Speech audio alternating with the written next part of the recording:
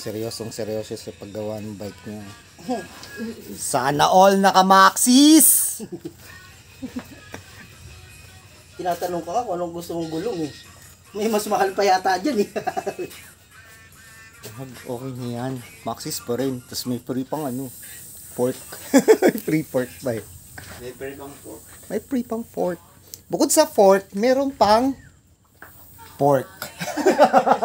O, di ba? Care of ng dalawang yan, no? Seryoso talaga si Kuya Earl. Minaantay ako eh. Minaantay pa pala siya. Naantay pa siya, mga guys. Naantay pa akong donation eh. Gaantay pa siya ng donation. Nag-aantay ng donation. Baka daw okay na, satisfied na ako sa frame. Satisfied na daw siya sa frame. Pintura na lang.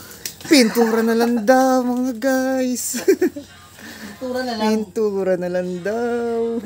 Dadalhin ko pala yung kulay pula. Kahit hindi pa buo. Wag mong ipakita, dude, kung ako sa'yo. Lalo maganda yung pagka-red. Naku. Sinasabi ko sa'yo. Totoo ba yun?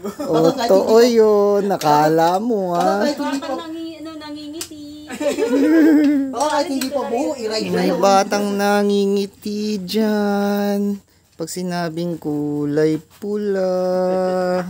Alright.